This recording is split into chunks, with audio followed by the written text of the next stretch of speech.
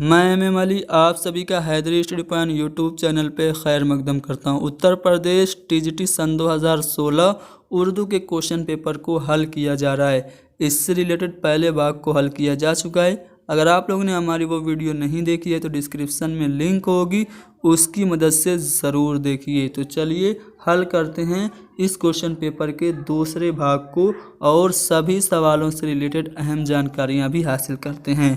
पहला सवाल आपके सामने कि सादगी, फसाहत और सलासत किस दबिस्तान की नुमाइंदगी करती है?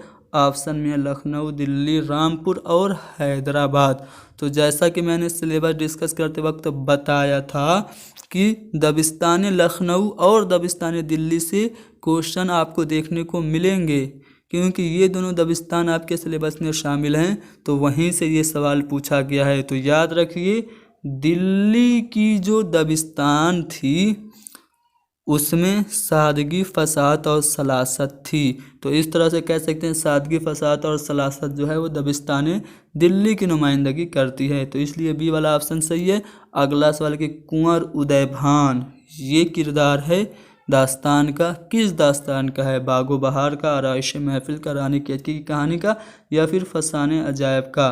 तो आंसर बताने से पहले मैं सभी ऑप्शन को डिस्कस करना चाहता हूँ। सबसे पहले बागो बहार की बात करते हैं। बागो बहार ये फोर्ट विलियम कॉलेज के ज़ेरे साया लिखी गई किताब है। जॉन गिलक्रिस्ट जो कि फोर्ट विलियम कॉलेज के प्रिंसिपल थे, उनकी फरमाइश पर यह किताब मीर अमन ने लिखी थी। मीर अमन का असली नाम मीर अमान था, तखल्लुस लुत्फ़ था और ये दिल्ली में पैदा हुए थे। तो इन्होंने ये किताब लिखी। ये इनकी खुद की किताब तबज़ात तसनीफ़ नहीं थी। इन्होंने मिर्ज़ा अता हुसैन तहसीन की नौ तर्ज़ मुरस्सा किताब जो कि फ़ारसी में थी, उसका इन्होंने आसान उर्दू ज़बान में तर्जुमा किया था। बागो बहार आपने जान लिया। अब आराइश महफिल की बात करें तो आराइश महफिल भी लिखी गई फोर्ट विलियम कॉलेज के ज़ेरे साया, और इसके जो मुसन्निफ़ हैं वो ख्वाजा हैदर बख्श हैदरी हैं। उसके बाद बात करते हैं रानी केतकी की कहानी की। तो रानी केतकी की कहानी ये तसनीफ़ है इंशा अल्लाह खां इंशा की, और इसी दास्तान का ही किरदार है आपका कुंवर उदय भान सिंह। तो यहाँ से आपको जवाब भी मिल गया। और चौथा ऑप्शन है फसाने अजायब जो कि रजब अली बेग सुरूर की तसनीफ़ है। तो इस तरह से कुंवर उदय भान जो है वो दास्तान रानी की केतकी की कहानी का किरदार है। अगला सवाल, फसाने अजायब के मुसन्निफ़ कौन है? अभी मैंने यहाँ पे डिस्कस किया फसाने अजायब के जो मुसन्निफ़ हैं रजब अली बेग सुरूर हैं। अगला सवाल, मोहम्मद कुली कुतुब शाह का इंतकाल किस सन में हुआ? मोहम्मद कुली कुतुब शाह के बारे में थोड़ा सा बता दें। उर्दू का पहला साहिब दीवान शायर, उर्दू में सबसे ज़्यादा तखल्लुस रखने वाला शायर, लगभग 17 तखल्लुस मोहम्मद कुली कुतुब शाह के थे। उर्दू और फ़ारसी के अलावा इन्होंने तेलुगु ज़बान में भी शायरी की। ठीक है, इस तरह से आपने इनके बारे में कुछ मुफीद जानकारियाँ हासिल कर ली। इनका इंतकाल हुआ था सन 1611 ईस्वी में। अगला सवाल कि सादा आवाज़ों को तहरीरी अलामतों में लाने का नाम क्या है? कोई सादा सी आवाज़ है, कोई ध्वनि है, उसको लेखन रूप में आप ला दीजिए तो क्या कहलाएगा? लफ्ज़ कहलाएगा, हर्फ, जुमला या फिर इबारत? तो सादा आवाज़ों को तहरीरी अलामतों में लाने का नाम है हर्फ, इसलिए दूसरा वाला ऑप्शन सही है। अगला सवाल, जिस इस्म में जगह या वक्त के मानी पाए जाएं उस इस्म को क्या कहते हैं?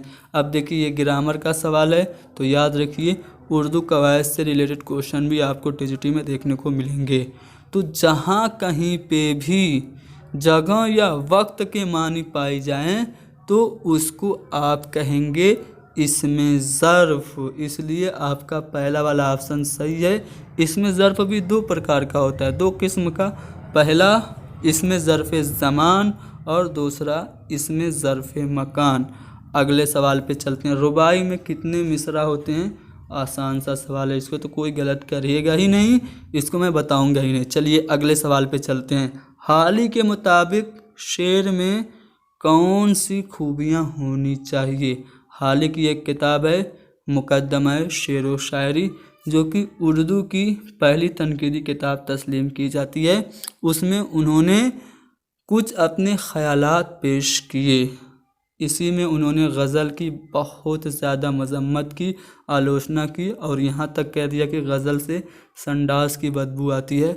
उन्होंने मसनवी को सबसे मुफीद सिन्फ़ सुखन बताया और भी बहुत सारी बातें बताई। ये जो सवाल है वहीं से है, वहीं से निकला है, उसी किताब से।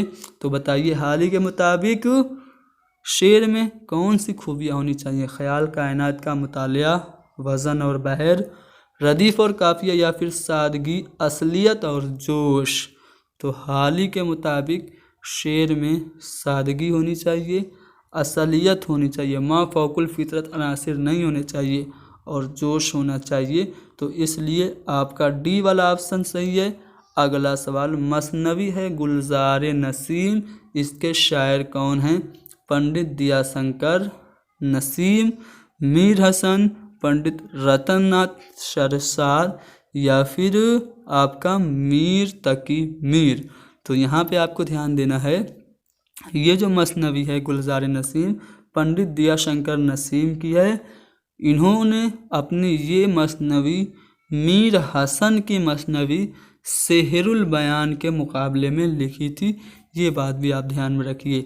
अगला सवाल है कि ज़ैल में किस शायर ने बच्चों के लिए सबक आमोज़ नज़में लिखी, या फिर अल्फाज बदल के ये कहा जाए कि कौन सा शायर है जो कि बच्चों का शायर तस्लीम किया जाता है। तो वो हैं इस्माइल मेरठी। इसीलिए इनको बच्चों का शायर कहा जाता है क्योंकि उन्होंने बच्चों के लिए बहुत सारी नज़में लिखी। अगला सवाल कि आब हयात को मोहम्मद हुसैन आज़ाद ने कितने अदवार में तकसीम किया। 4, 8, 10 या फिर 5। तो याद रखिए 5 दौर में बांटा था आब हयात को मोहम्मद हुसैन आज़ाद ने। आब हयात में ही मोहम्मद हुसैन आज़ाद ने लिखा कि इतनी बात तो हर शख्स जानता है कि उर्दू ब्रज भाषा से निकली है। मोहम्मद हुसैन आज़ाद का ही कौल है कि उर्दू में इहाम गोई की जो बुनियाद पड़ी वो हिंदी दोहों की वजह से पड़ी। तो ये सभी जानकारियाँ भी आपने हासिल कर ली। अगले सवाल पे चलते हैं। किस मुल्क के फ़लसफ़ियों का ख्याल है कि शेर ख़याली बातें हैं। शेर जो है उसका असलियत से कोई ताल्लुक़ नहीं, ख़याली बातें हैं। ये कहाँ के फ़लसफ़ी मानते हैं, यूनान के, फ़ारस के, यूरोप के या फिर अरब के। तो यूनानी फ़लसफ़ियों का मानना है कि शेर ख़याली बातें होती है। अगला सवाल है कि किस ज़माने में गज़ल और कसीदा मिराज तरक्की पर था। सबसे ज़्यादा तरक्की किसके दौर में गज़ल और कसीदा की हुई। ऑप्शन में मीर और सौदा हैं, दूसरे ऑप्शन में मीरो सोज़ हैं, तीसरे में सोज़ो सौदा हैं और चौथे में मीरो दर्द हैं। तो यहाँ पे मीर तो आपको सही बात है, गज़ल इनके दौर में काफ़ी तरक्की पाई, लेकिन कसीदा किसके दौर में तरक्की पाया, तो मिर्ज़ा मोहम्मद रफ़ी सौदा के। तो इसलिए हम मीरो सौदा पहले वाले ऑप्शन को सही समझेंगे। अगले सवाल पे चलेंगे। सब रस किसकी तसनीफ़ है। गव्वासी की, इब्न निशाती की, तबई की या फिर मुल्ला वजही की। आसान सा सवाल है। सब रस जो है मुल्ला वजही की तसनीफ़ है। अगला सवाल कि शायर बेदाना किसको कहते हैं। बेदाना यानी कि जिसमें दानिशमंदी न हो, अक्लमंद न हो, ऐसा शायर किसको कहते हैं। मजमून को, नाजी को, आबरू को या फिर हज़ी को। तो शायर बेदाना मजमून को कहा जाता है। सर सैयद अहमद ख़ान कब पैदा हुए।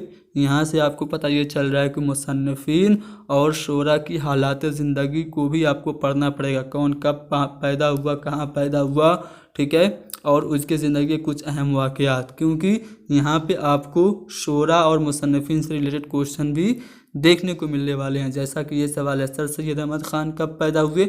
1817 में पैदा हुए थे, ठीक है। 1875 में इन्होंने मुहम्मडन एंग्लो ओरिएंटल कॉलेज बनवाया, जो कि बाद में 1920 में AMU यानी कि अलीगढ़ मुस्लिम यूनिवर्सिटी के नाम से जाना गया, ठीक है। रिसाला तहज़ीबुल अखलाक इन्होंने निकाला।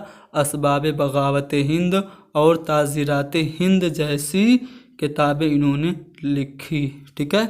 चलिए आगे बढ़ते हैं। मुआज़ने अनीस व दबीर के मुसन्निफ़ का नाम हाली है, सुलेमान नदवी है, शिबली नुमानी या फिर अब्दुस्सलाम। तो मौलाना अल्लामा शिबली नुमानी जो हैं वो मुआज़ने अनीस व दबीर के मुसन्निफ़ हैं। इसके अलावा इन्होंने शेरुल अजम, अल मामून, अल फ़ारूक, सीरतुन नबी जैसी किताबें भी लिखी और साथ ही साथ दारुल मुसन्निफ़ीन इदारा जो था, तहकीकी और इल्मी इदारा था, इसकी बुनियाद भी अल्लामा शिबली नुमानी ने डाली और यही इदारा है जो कि रिसाला मारिफ निकालता है।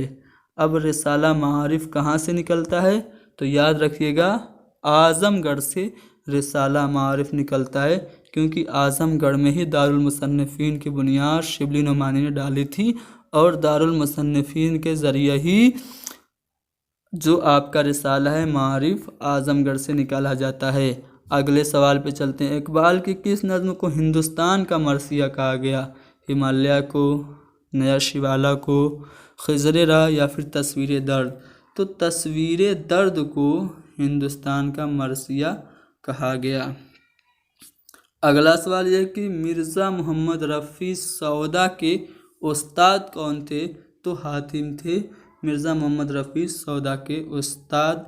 आखिरी सवाल इस ज़िम्न का, फिर बढ़ेंगे तीसरे भाग की तरफ जो कि अगली वीडियो होगी। लखनऊ में मुसहफ़ी की किस शायर से शायराना रक़ाबत थी, अदबी चशमक थी?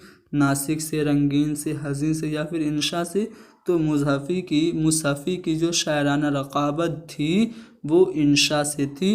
उम्मीद करता हूँ कि ये जो हिस्सा है उर्दू का जो टीजीटी का पेपर था उसके सॉल्यूशन का आपको पसंद आया होगा।